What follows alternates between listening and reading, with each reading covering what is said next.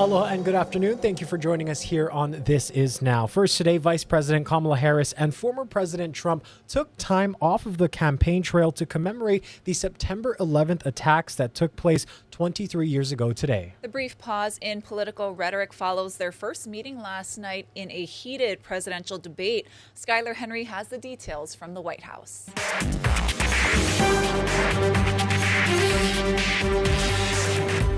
The planes for Vice President Kamala Harris and former President Trump were stacked up at LaGuardia Airport as both candidates attended 9/11 memorial services.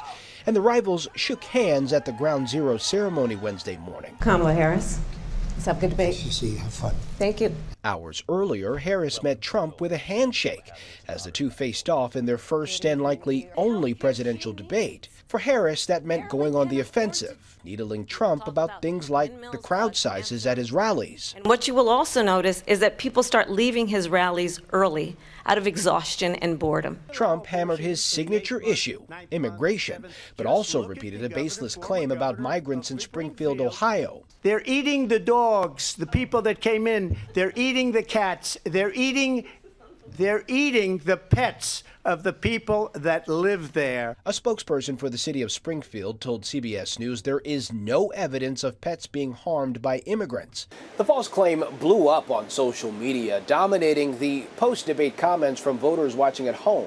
He was just replying to what he was being told. I mean, he's not perfect, but again, at the end of the day, I feel strongly for him and what he can do for our country. I was stunned at how incredibly well Kamala Harris was. She just owned the night. Another viral moment came just after the debate wrapped, with superstar Taylor Swift endorsing Harris. Skylar Henry, CBS News, the White House.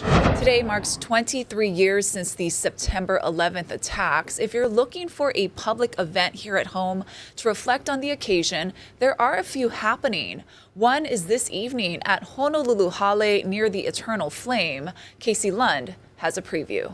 Aloha from Honolulu Hale. Honolulu Hale actually lit up in red, white, and blue overnight. We do have a little video that we captured of that. That was a decision made by the Blangiardi administration and many before him to mark this solemn day of remembrance as we pay tribute to those who we've lost in those 9/11 terrorist attacks. And since then, we are also looking forward to events that are happening today. One happening a little after noon in downtown Honolulu. We also know of one happening this evening, and I want to talk to Pete Tingstrom. He's with me, a retired U.S. Army Special Forces, and I want to thank you for your service and also talk about what you folks are planning to do this afternoon. Sure, yeah. This evening, all those that ride with two wheels, all the motorcycles are meeting at Cycle City for a 5:30 departure. They will ride directly here, park across the street, and then at 6 o'clock, right behind us, we'll have a memorial ceremony with the entire community invited. Tell me a little bit about that group, but before we get into the ceremony that's happening here, that group of brothers and sisters that get together for the motorcycle ride. I imagine it's a tight-knit crew. It's very much a tight-knit group, and motorcyclists are some of the most benevolent organizations out there. Every event, almost every weekend, they're doing something for breast cancer awareness or kids going back to school. And so this event being a patriotic event and remembering those that were lost, my club, the Special Forces Brotherhood, leads this event every year. All the veteran groups come out, a lot of the local groups come out, and we all pay honor, to include the law enforcement and anyone that likes to ride. comes to ride together. And then tell me about what's happening here right at the Eternal Flame. We've got some video of that. You folks talk a little bit. People get to share their experiences. You have people that were at Grand Zero that day. Yes, we'll open it up with a prayer. We'll do talk to folks about Ground Zero and some stories that took place during 9/11, and then we'll obviously play the national anthem. And we have the 25th ID band here that will play taps and honor those who pay the ultimate sacrifice. You know, last thing I want to mention is Tunnel to Towers. That is an organization that you folks are supporting through donations. By the way, we have a link to donate at our website. I think they recently just helped provide mortgage-free homes to some 20 survivors, families, first responders. You know, one of the things they do, and we have video of this as well, is bring a traveling memorial around to schools, to different communities. How important is it to you, as somebody that served in Iraq, Afghanistan, post 9/11, that the younger generation that wasn't around during 9/11, or possibly doesn't remember it, knows what it's all about? They don't know what it was like without cell phones. They don't know what it was like with security back in the day. That's a new normal since 9/11. It's very important for them to remember. So all across the country, there's memorials going on because almost everybody was affected in some way. Out here in Hawaii, we're a long way away from it, but we all still were affected, especially those who came here to retire or that serve. And Tunnel for Towers does great things for our first responder and military who've lost limbs, that make homes specially designed for them because their lives were directly affected by that. With us, I appreciate all you're doing, brother. And again, it's everything happening for just the general public. If you're not planning on the motorcycle ride at Cycle City, 6 p.m. here at Honolulu Holiday. The public is invited. Important to note, it's not planned by the city and county of Honolulu. This is Pete's group. But again, 6 p.m. right here in front of the Eternal Flame at Honolulu Holiday. For now, we'll send things back into the studio. Today is also the day Hurricane Eniki devastated Kauai 32 years ago. At 8 a.m. in 1992, the Category 4 storm reached its peak intensity and was heading straight for the Garden Isle. The Central Pacific Hurricane Center says Eniki brought 140-mile-per-hour winds with gusts as high as 175 miles per hour that ripped off roofs, uprooted trees, and knocked out all power and telephone service island-wide. Even all these years later, Eniki remains the most powerful hurricane to hit the state in modern history. New at noon, the UH Board of Regents has announced 2 finalists for the next president of the state's 10-campus system. Wendy Hensel is currently the Executive Vice Chancellor and University Provost for the City University of New York. And Dr. Julian Vasquez Helig is currently serving as Provost and Vice President of Academic Affairs for Western Michigan University. The finalists will be introduced to the UH community and the general public through a series of open houses and public forums scheduled for the weeks of September 23rd and September 30th in each of the 4 counties. We'll post the schedule on our website, hawaiinewsnow.com. The regents are then expected to make their decision in mid to late October. Rising anxiety in West Oahu as gun violence is leaving some families feeling helpless. Hundreds of people joined together last night to share their pain and ask for help. This candlelight prayer meeting at Waianae Intermediate School gave people a chance to connect after a series of shootings. That included the deadly rampage in Waianae Valley over the Labor Day weekend. The theme of the vigil was restoring love, hope, and healing to our land. It's horrible, you know, to see all the killings and the shootings and everybody out there that wants to hurt each other. I mean, where's the love? Stop. This needs to stop. Lift up your hands in prayers. Pray for each other. Love each other. Everything just gotta stop. Like, all the violence and stuff, it just gotta stop. Like, right now, I know Waianae is a good community, God's community, and it just has to stop. We gotta show love and be there for one another, because at the end of the day, it's all of us against the world. The Waianae man who shot 5 neighbors, killing 3 of them on Labor Day weekend, previously threatened that family but was not arrested. Now, we've obtained video and police reports from that incident, and as our Daryl Huff reports, the family's attorney believes authorities missed a chance to get Hiram Silva under control. One big light shining into our yard. Look. And he just threatened us, saying he can kill us all. Hiram Silva. The video, captured on cell phones by members of the Kiamo family, shows Silva shining a spotlight from construction equipment into the Kiamo property while screaming slurs and obscenities. The video was taken in March 2021, 3 nights after an illegal concert on Silva's property caused a traffic wreck and a fight. Silva may have seen a news crew investigating the concert visiting the family the night he made the threat.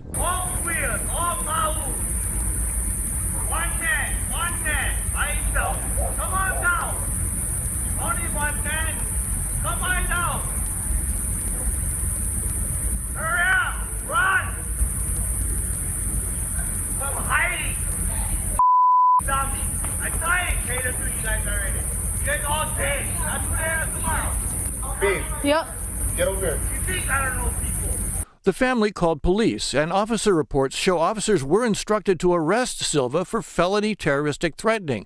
But when confronted behind his gate, Silva claimed the gate was broken and sarcastically denied his identity and said the neighbors had tried to kill him. In the end, officers on the scene decided there was not enough danger to arrest him. The police have a discretion whether to arrest or not, but you've got a heated situation. In most cases, you make an arrest because you've got to remove that one person. Former Assistant Police Chief John McCarthy says neighbor-on-neighbor issues are tough for police because the suspect can't be kept out of the neighborhood. The family attorney says even if not convicted, Silva would have been under court supervision. Probation has the right to visit his home because he is a probationer. It changes the whole outlook and circumstance. Green said probation rules might have forced Silva to give up the illegal party venue that caused the dispute. But instead, the family lived on in fear, reluctant to turn again to police. They were really afraid he was going to carry out his threat, and he did. We asked the police department for comment on this incident, and they said they're still looking into it. The Kiamo family is still not ready to talk about what they've been through. Daryl Huff, Hawaii News Now. Take a look. You may be able to help solve an arson case. HPD released this surveillance video of a man who they say started a fire in front of the Move Happy business on Komohana Street. This happened just before 4 a.m. last Thursday. He took off on a bicycle toward Opakapaka Street. No one was hurt in the incident. And happening today, a former CIA operative who lived in Hawaii Kai is set to be sentenced after admitting to being a spy for the Chinese government. Alexander Ma pled guilty in May to conspiracy to commit espionage. Prosecutors tell us Ma admitted that he and a relative who also worked for the CIA met with the Shanghai State Security Bureau and received $50,000 in exchange for classified national defense information. While living on Oahu, the FBI hired Ma as a linguist so they could track his activities and contacts. Today, Ma is expected to be sentenced to 10 years in prison, followed by 5 years of supervised release. In news across the nation, dangerous wildfires are ravaging the West and other areas. Right now, there are 71 major fires burning across the lower 48 states. 9 of them are in California, including the now out-of-control airport fire south of Los Angeles. Adam Yamaguchi has more on the growing threat. Explosions rocked this neighborhood as the airport fire ripped through, burning homes and cars in its path. The wind-driven wildfires south of Los Angeles raged Tuesday night, crossing over Orange and Riverside counties north of San Diego and jumping a major highway. Firefighters were seen battling the blaze from the road, clearing the way for evacuees to escape. As the fire devoured surrounding hillsides, residents nearby watch and wait. It's getting a little scarier now. We are trying to, as homeowners, just stay relaxed and calm through this process. Officials say they believe the fire was accidentally started by a public works crew that were using heavy equipment in the area on Monday. In LA County, the bridge fire near Mount Baldy exploded Tuesday evening from 3,000 acres to 34,000 acres in just a matter of hours. Adam Yamaguchi, CBS News. And joining us live now in the Digital Center is Sergeant Chris Kim of Crime Stoppers with a look at this week's crime in our Crime Roundup segment. Chris, what do you have for us? I've got 3 cases I want to highlight. The first case, an assault in 3rd degree that happened on Monday, September 2nd, 2024. At about 5:15 p.m., a group of cyclists were riding down Kalani Highway just prior in the area of Kalani High School when this gray-colored Toyota Tacoma pickup truck filled with several occupants began to shoot them with either an airsoft or BB-type gun, striking the cyclist and causing them injuries. We're asking for the public to please help us identify this male seated in the tailgate area. He is a person of interest at this point. Investigators do want to speak with him to find out who the other occupants of the vehicle were. Once again, it's a gray Toyota Tacoma pickup truck. This thing could have gone really bad. The cyclist did suffer some injuries. Can you imagine if he, crashed onto the roadway and got run over or anything like that? So these kids may think that it was something funny and comical at the time, but it basically caused some injuries, and it's a very serious offense. And is this a bike cam? What? It is. So one of the bicyclists actually did have a bike cam. Fortunately, it was able to capture parts of the incident. As you can see, the rear passenger right there sticking the gun out of the window. We don't have a picture of that person, but we do have a picture of the person sitting in the tailgate area. So please help us identify him. He is a person of interest at this point. Investigators do want to speak with him. Our second case is a theft in the second degree on Friday, August 30, 2024, about 7:25 p.m. The complainant was shopping over at the Target in the Salt Lake area, briefly left her shopping cart unattended when you can see this male reach into the back of the shopping cart and steal the complainant's wallet. The other person with him appears to be a lookout. They were working in unison in committing this crime. So we're asking for the public to please, if you do recognize either the person of interest in the blue or the actual suspect, the bald male in the black shirt. As you can see, he reached over into the shopping cart. We're using this as a learning tool as well, just to let people know, to be very mindful when you're shopping, especially in grocery stores, when you leave your carts unattended. So please watch your purses and wallets. And our final case is a theft in the fourth degree on Sunday, August 18, 2024. At about 4:15 a.m., this female entered a convenience store in the Eva Beach area on Macaulay Road and proceeded to fill up her purse with numerous items, then fled without paying. She's been described as an unknown Polynesian female, medium in complexion. All three cases we talked about today can be seen over at the www.honolulupd.org website, bottom left-hand corner, under Wanted Persons. Thank you, Sergeant Chris Kim. All right, let's take a live look. This is the 9/11 ceremony happening in downtown Honolulu right now. We're going to have more news after this quick break. Police Department and Honolulu Emergency Services. We are also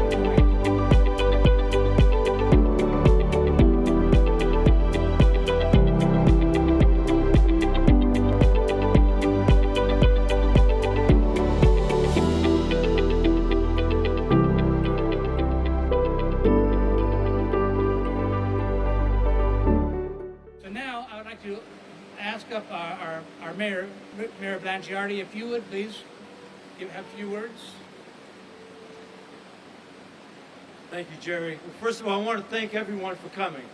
Thank you very much for being here. I especially want to thank the members of our fire department, for emergency management services, and HPD. You are our real-life, everyday heroes. Today we honor you.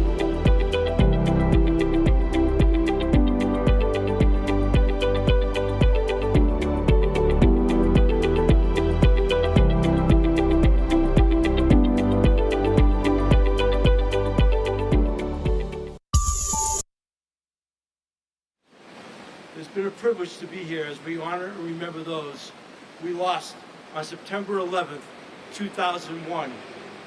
Today marks 23 years since that tragic day that forever changed our nation and left an indelible mark on each of us.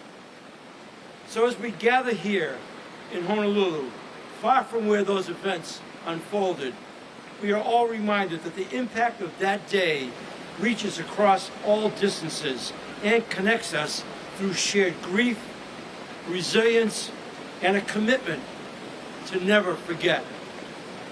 We each carry memories of where we were and what we felt as we witnessed the horror unfold in New York City, Washington, D.C., and on a field. Hope you're having a beautiful Wednesday. We're talking about big surf on north-facing shores today, 7 to 10. That swell is peaking 3 to 5 on west-facing shores. Town coming in and out 1 to 3 and 2 to 4 along east-facing shores. The reason we had these slowdowns in the winds the last couple of days, that low-pressure system that you can see, it's blocking the trade wind flow. That area of high pressure usually brings on breezy conditions, but look at there, it is building back in. By the time we get into the weekend, that will mean some breezy conditions will be reintroduced in the forecast. Some pop-up showers today, though, with the higher humidity levels, and you can see those lighter winds in the forecast overall. We will be seeing winds today anywhere from 5 to 15 miles per hour, bringing on some pop-up showers with that muggy air mass, especially for Kauai. Then on Thursday, the trade winds make a comeback. On Wednesday here, we're talking about calm conditions. We will be seeing a few pop-up showers on all of the mountains. We'll likely be seeing that pop up maybe past noon or so with these sunny skies, humid conditions on the way, but at least some relief at night. We're starting off in the 70s for the most part and getting into the mid 80s. And you can see very warm on Hawaii Island, feeling a little humid, but really nice over North Hawaii, refreshing. A start at 60 and getting to 79 over Waimea. Into the next 7 days, some pop-up showers like we're talking about, and there's the trade winds Thursday, Friday, Saturday, and Sunday. Something to look forward to. Wishing you blue skies and much aloha. Hurricane Francine is barreling toward landfall as a Category 1 storm, bringing dangerous flooding to the Gulf states. Now, Mississippi and Louisiana have already declared states of emergency. Janet Shamlian takes us there. Dangerous winds lashing the Louisiana coast, with Hurricane Francine bearing down on several states along the Gulf. Take this storm seriously. It is a serious storm. Your final action should be complete, and now is the time to hunker down and ride the storm out. Forecasts calling for widespread flooding and potentially deadly storm surge. Of course, we stand ready to answer whatever Francine delivers to us. People in its path stocked up on water and fuel as gas stations boarded up for safety. Not too much worried about it, but you never know, things can change. Several parish governments ordered evacuations of low-lying areas. I don't want anything to happen to me. I want to be safe. I want to be somewhere where somebody can help me. This is the marina in Gulfport, Mississippi. Even though this community is under threat from Francine, boat owners are bringing their vessels here from further west, hoping to seek protection from the storm. Just wrapping up my jib sail in the front, making that more secure, and getting another wrap around my mainsail. Gulfport's mayor expects a storm surge of 4 to 6 feet, warning residents not to get complacent. Don't take a storm for granted, because we've seen them spin up from nothing to monsters in a very quick period of time. One silver lining here, after Francine's first wallop, it should lose steam quickly. The National Hurricane Center says it will weaken to a tropical storm by Thursday. Janet Shamlian, CBS News, Gulfport, Mississippi. Yesterday was Spotlight Tuesday. Here's a look at some of that discussion. We focus in on the issues impacting Hawaii Island. One of those hot topics that continues to come up time and time again is the future of Mauna Kea and TMT. We spoke to John DeFries, who is the new head of the Mauna Kea Stewardship Oversight Authority. He talked about what he's doing to find a balance between all sides of this very complicated issue. No matter where you stand on the subject of modern astronomy in Mauna Kea, claim it, own it, be willing to teach others about it, and most importantly, we've got to be able to commit to expanding our capacity to be empathetic so that we understand other perspectives that may differ from our own. There is traditional practices that need to be upheld and respected, and then there's the advancement of our community, of our people. Finding the bridge is something that John has been doing over his career, and I think he's the right person for the job. I don't think it's easy, but I think he'll find that balance. You heard there from Kuhio Lewis, the CEO of the Council for Native Hawaiian Advancement, and his endorsement and support of John DeFries in this new role for this authority. However, there are some in the Native Hawaiian community that are pushing back. Office of Hawaiian Affairs has filed a lawsuit to disband the authority. DeFries says that it is time to drop that suit. With 8 Native Hawaiians on the board, 3 of the 4 staff people, including myself, are Native Hawaiians. Therefore, we are beneficiaries to OHA. I would encourage OHA to revisit this lawsuit, find the heart to stop it, and come work with us. We need your support and guidance, not the distraction of a lawsuit. You can watch the full interview on HawaiiNewsNow.com. Next week, Governor Josh Green will be back with us. See you at 1 o'clock Tuesday on K5. And there is good news today. At last, civilian astronauts are on their historic mission to travel further into space than any human has done in more than 50 years. Tom Costello reports from the Kennedy Space Center. Blasting through the pre-dawn Florida sky on a SpaceX rocket, the crew of Polaris Dawn. Godspeed, Polaris Dawn crew. May you make history and come home safely.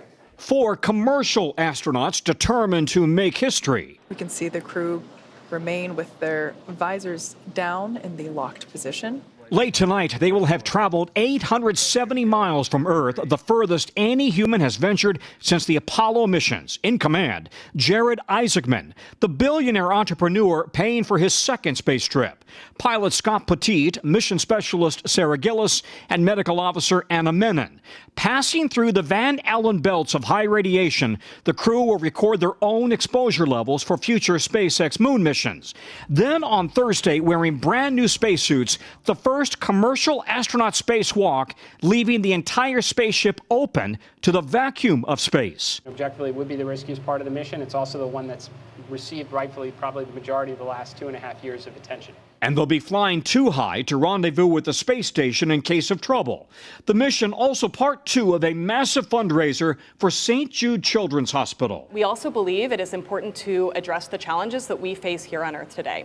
This is a continuation of what was started on Inspiration 4.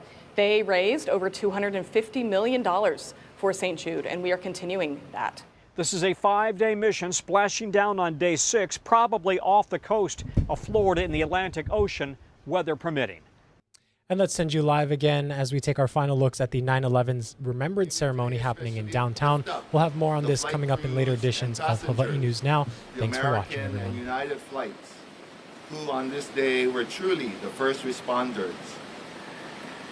Lord, bless and protect our first responders, our police, firefighters.